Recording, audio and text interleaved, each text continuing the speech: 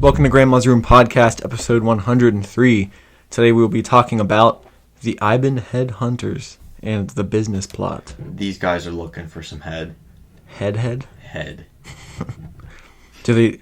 I don't want to spoil the story. Do they find the head they're looking for? They find a few. Just a few.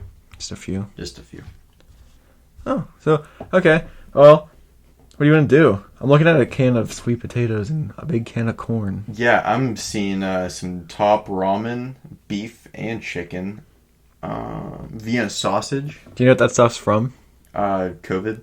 Yeah, like when it first started, and everyone was like, you need to start getting food because, like, shit's going to go down. We kept that in a closet for, like, 2 years and nothing happened. And then Why don't you use it? I mean, what am I going to use that massive can of yams? I don't know. What just happened? I just farted. It smells like death. Yeah. Like yams? Worse than yams. I fucking love yams, dude. I'm not a big fan. I love them. I love them. To death? Yeah. I'd kill a man for a yam. Yeah.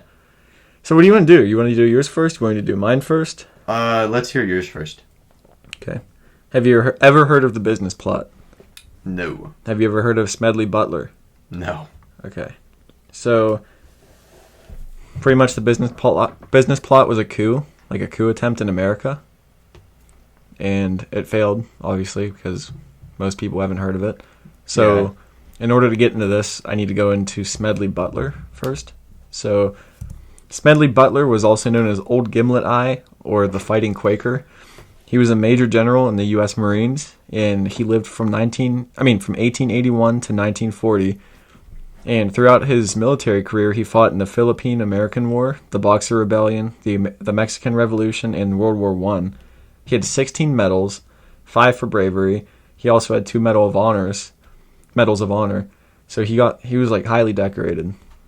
So by the time his military career had ended, he was the highest decorated U.S. Marine to date. He was a very dedicated Marine, but in his later years, he became very outspoken against the U.S. profiting from engaging in wars. He wrote a book called War is a Racket, pretty much saying, like,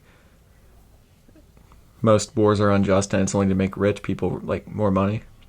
It's kind of true. Like, with the military industrial complex and everything, they make fuckloads of money. But we also need... Yeah. We also need it at the same time. Anyway, so in December 1933, he toured the country with James E. Van Zandt to recruit members for the VFW and tried to, quote, educate the soldiers out of the sucker class because he thought they were just being taken advantage of. And in 1935, he wrote the short book War is a Racket, again speaking out against the U.S. making war for profit. And back in 1932, he also went to the Bonus Army protest. You know what that was, right? After World War I, soldiers were supposed to be paid, and they never got paid, so they like pretty much camped out like in D.C. So he told the veterans that he believed in their cause and to stay the course, and advised them not to do anything that would cost them public sympathy. So he was like on their side, saying like, "Don't do anything stupid, or you'll look like you won't look legitimate, and they won't be compelled to pay you the money they owe you." So that's a little bit of a background on Smedley Butler. So around 1933, 1935-ish, the economy was not in good shape. Unemployment was high. FDR had pissed off a lot of very wealthy people by getting off of the gold standard. Gold standard was pretty much like the U.S. dollar was based off of the price of gold. So I think that means it was pretty much always valuable. Yeah. And taking it off means that it could fluctuate and the value could go way lower. So bankers and business leaders thought this would cause hyperinflation and render their wealth worthless. And this is where Smedley Butler comes into the story of the business plot. He was loved by his men, and he was outspoken against fascism. So a big part of the story was that like his men would follow him through hell. Like anything he said they would do because they loved him. Mm-hmm. So he was very critical of Mussolini at the time. And at this time, a lot of Americans actually supported Mussolini and like wanted fascism in the United States, which I can't imagine that. Yeah. Like now pretty much everyone's like, fuck fascists and everything, which I agree with. but I don't understand why Americans back then. There's a The lot of appeal was. yeah. There's a lot of support behind them. Like a lot of people were saying, like we need a guy like Mussolini in America. You told me that in that song, "Anything Goes," there was a verse about Mussolini. I thought you told me that because it You doesn't told sound. me that. I don't remember that. One sec. Okay, so in 1933 in the summer, an American Legion member named Gerald McGuire and a Wall Street bond broker approached Smedley Butler and tried to get him to convince the bonus army that it would be best if they demanded their payments in gold instead of like currency, like U.S. currency. And McGuire also offered to send Butler on a speaking trip across the United States to give speeches in support of the gold standard. Because at this point, they were still trying to get back on the gold standard because they wanted their wealth like backed up by the value of gold.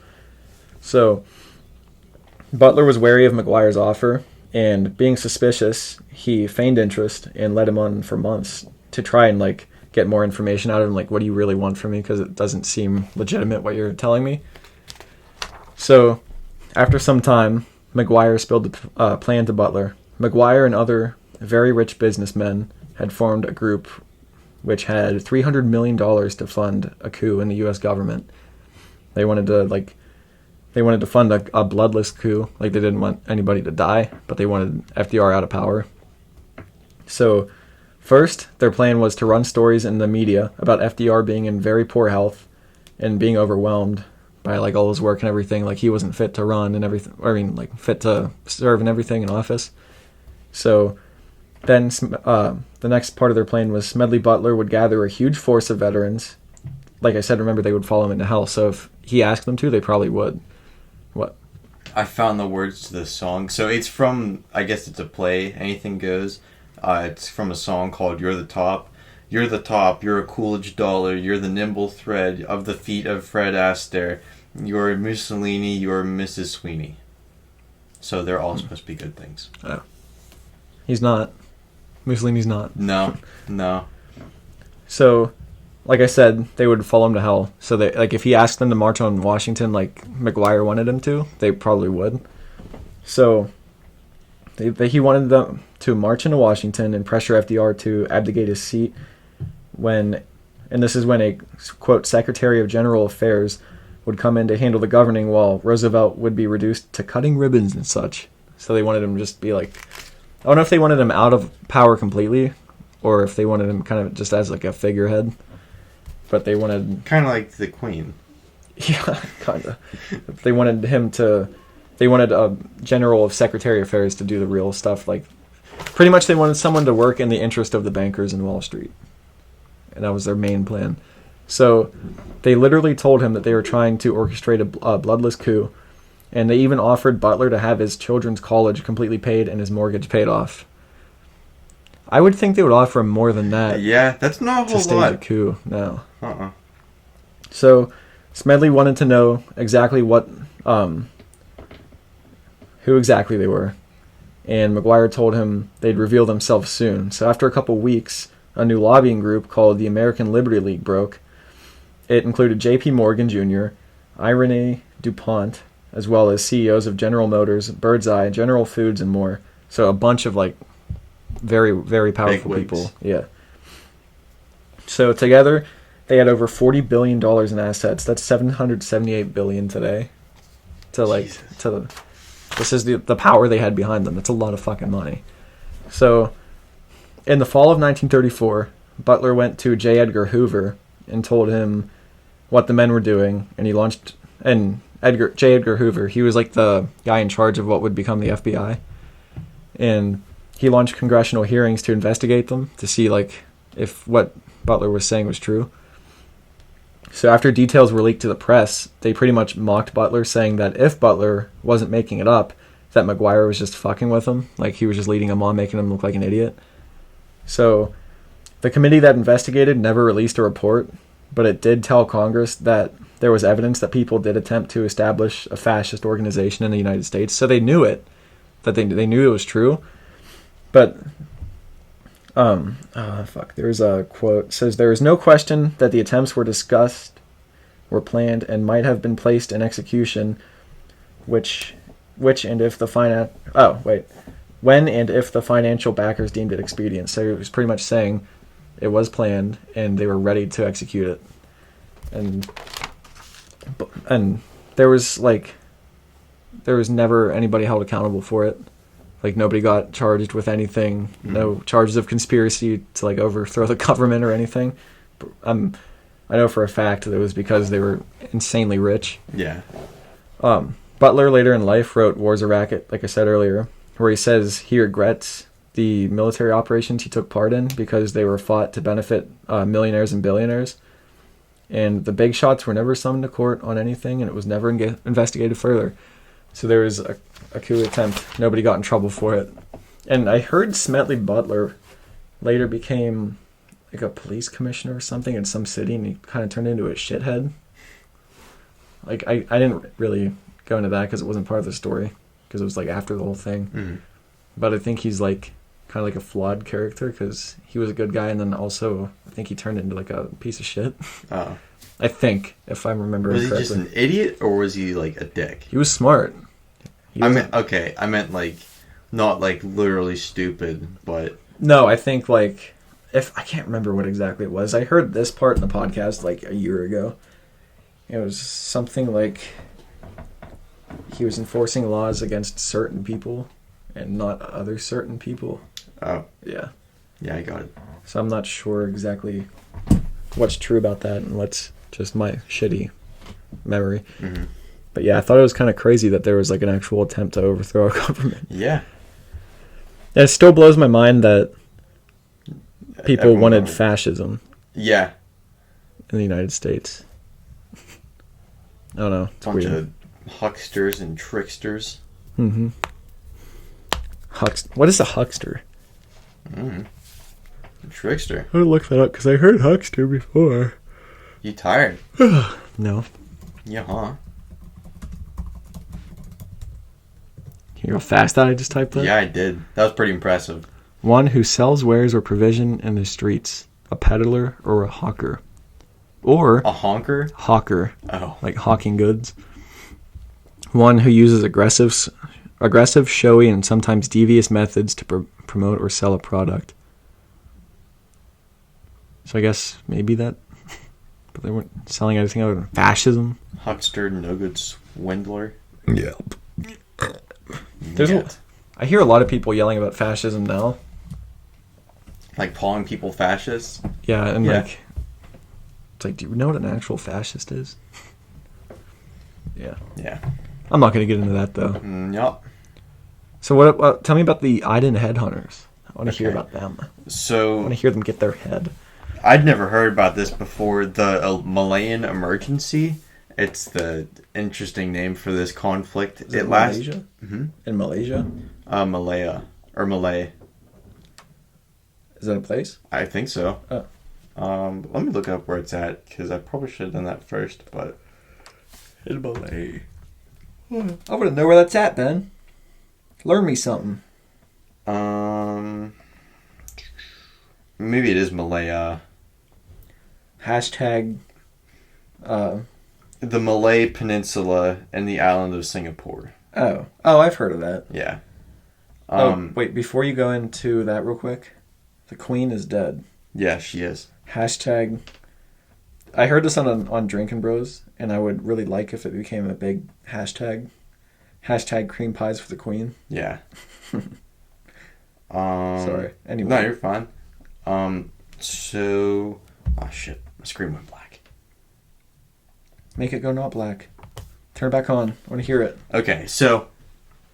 the English, they settled there. Not settled, but they, like, colonized there in the, like, 1840s or something like that. So they're there for a while. And so this Malayan Emergency, it took place from 1948 to 1960.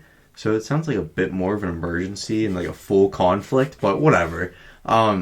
So after World War II, there were communist ideas spread around to like some of the people on the mainland, which is Malay.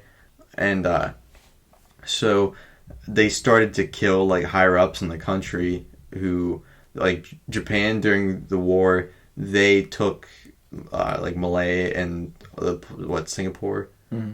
and they took that from the British, and so they were like, oh man, these English blokes are gonna be like the Japanese, and because like they're dicks to them. They didn't want another country coming in. Yeah, like before. Yeah, shocker. The Japanese weren't so good during World War II, and so they wanted to get rid of the English and be under their own rule and start like a new communist government. And so one problem that the English had is that like they had people there, but like the people that wanted to start a new government, they're like holed up in the jungle, and so they don't really know what they're doing.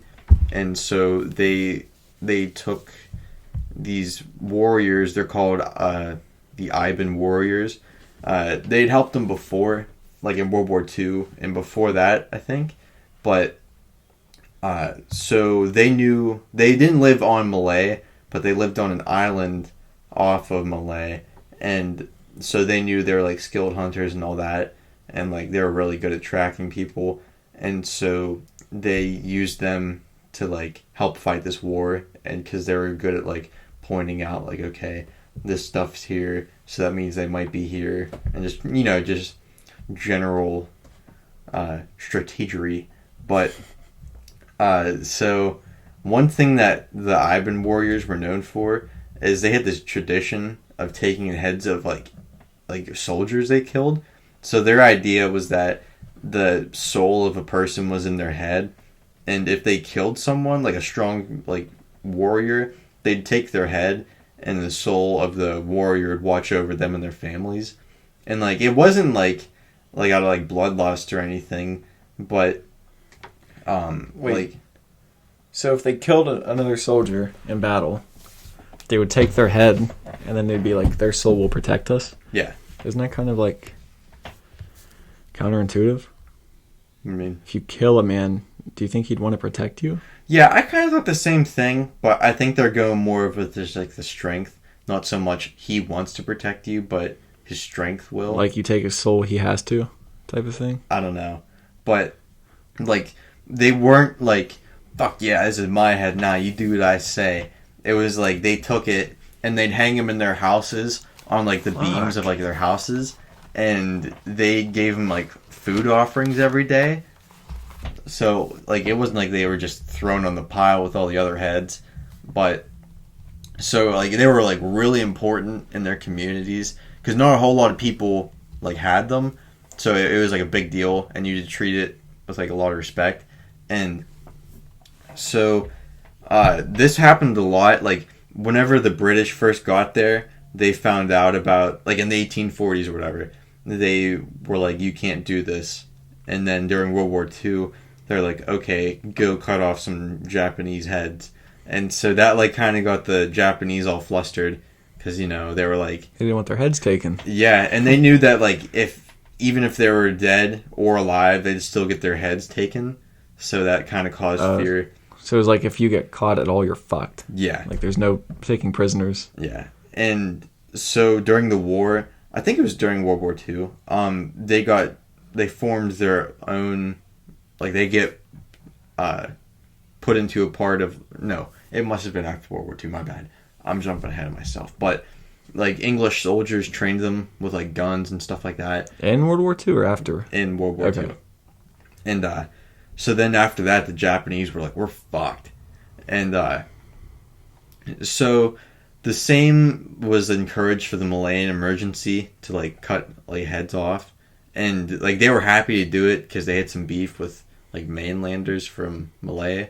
And it didn't say why. Wait, the British kept them going after World War II? Well, this was after the Malay emergency started. So they wanted the communists to get their heads cut off. Yeah. The British did. Yeah. Okay. Just like kind of like drop morale for the other side. And so they're like, yeah, keep doing you, man. And this was the first time that they said it, that you could do that. Mm. And then this is when they actually joined like the English army. And I can't remember what the name was, but it was like the Singapore Raiders or something like that. It was pretty badass sounding. But yeah, so now they're officially part of like the English Army or whatever. Is it a Royal Army? No, they got Royal Air Force. Anyway, so they're fighting under the English flag, and at first they were treated as civilians.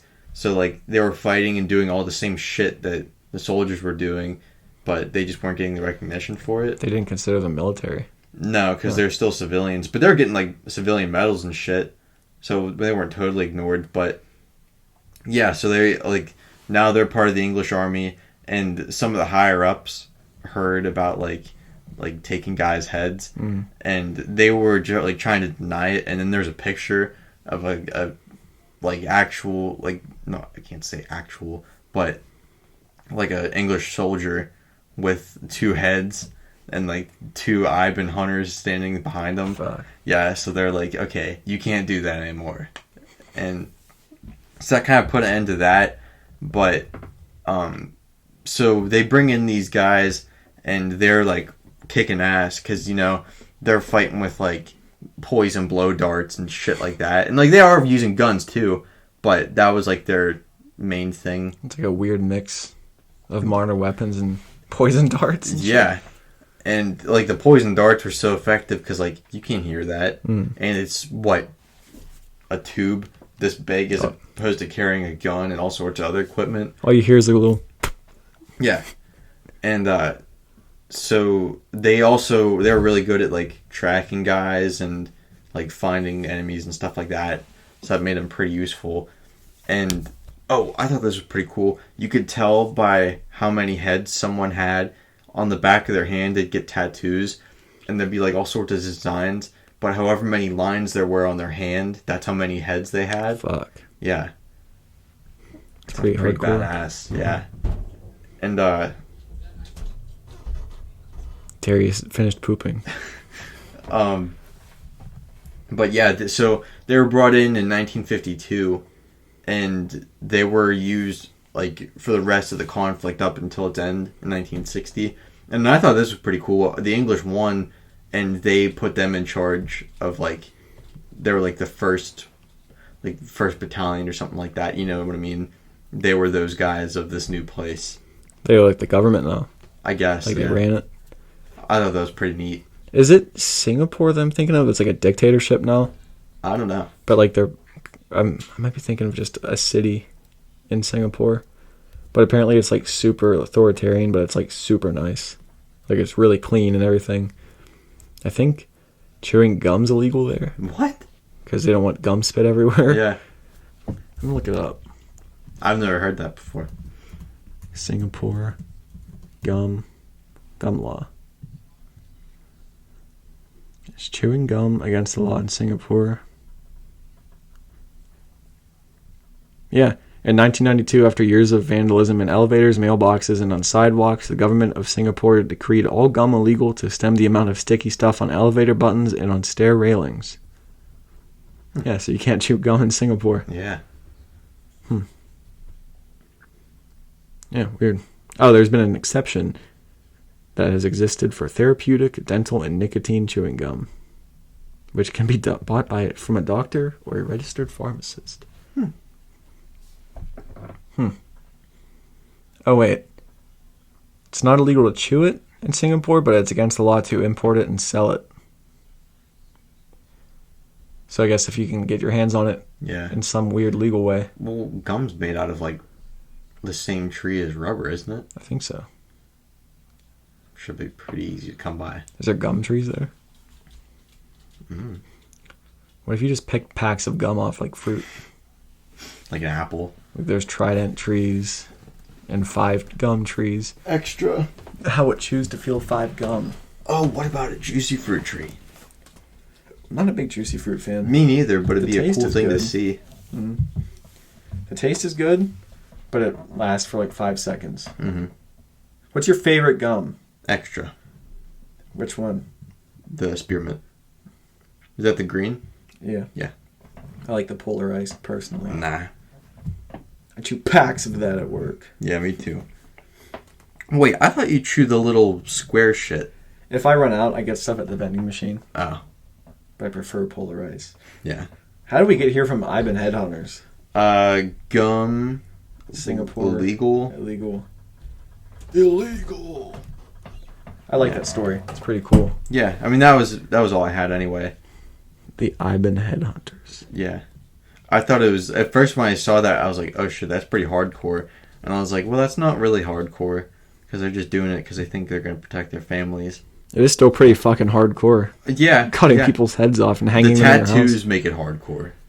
I think the fact that they hang them in their house, and if you have children, your children are just like walking under dead heads. Do they still do that at all? What? Or is there still Iban Headhunters? I don't think so. Like, it said that you can find really old people with, like, the tattoos on their hand. Mm-hmm. But I think it probably isn't allowed. At least for, like, soldiers. There's the old people you find where, like, that old dude was hard as fuck. Yep. Like, the guys that you find with, like, Vietnam tats and everything. Mm-hmm. Do you think there's ever been dick hunters? Or, like, they just hang dicks over their fireplace? Like, little... Like... A man, like a human man, or an animal? Like in war, you kill a guy, you take his dick off, and you take his masculine energy, and then you use those as stockings for your kids on Christmas. You can like treat them and stretch them out like and shrunken if you, heads. Like foreskin too. Oh, good lord! You got extra space. You would have to sew it up at the bottom. You have to sew the tip shut so that like the gumballs and stuff don't fall out. I would honestly, I don't know what I'd use mine for. I'd probably use mine for like a quiver for my arrows.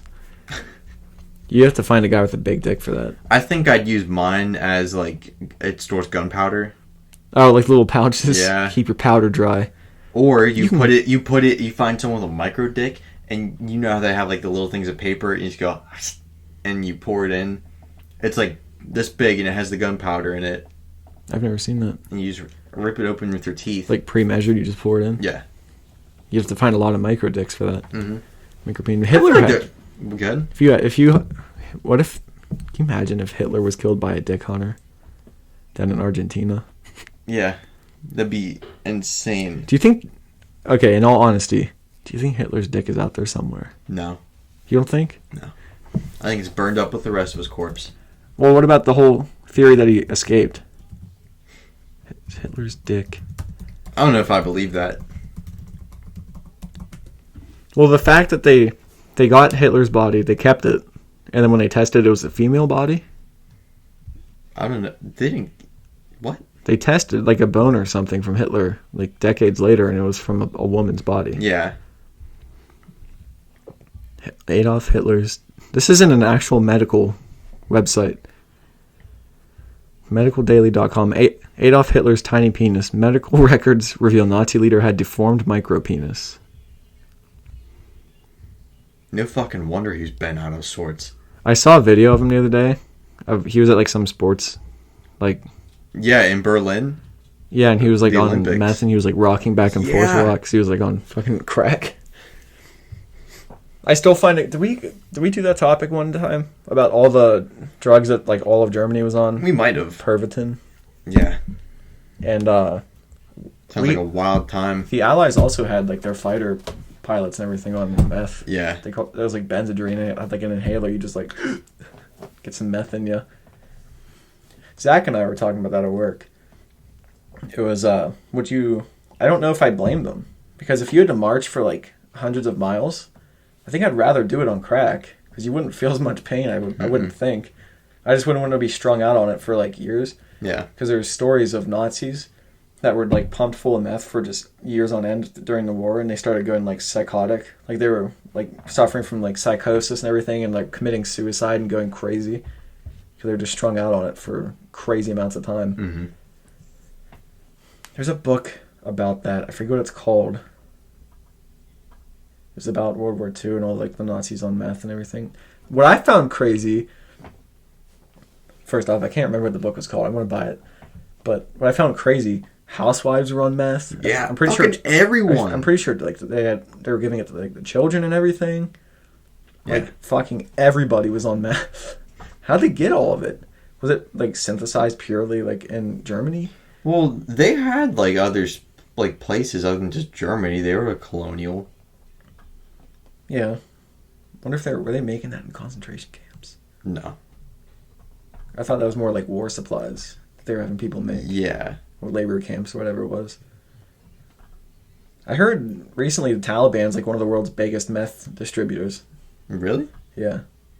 I didn't know they were in the meth game. I thought they were more heroin and marijuana. Yeah. Crazy times, eh? Yeah. Huh.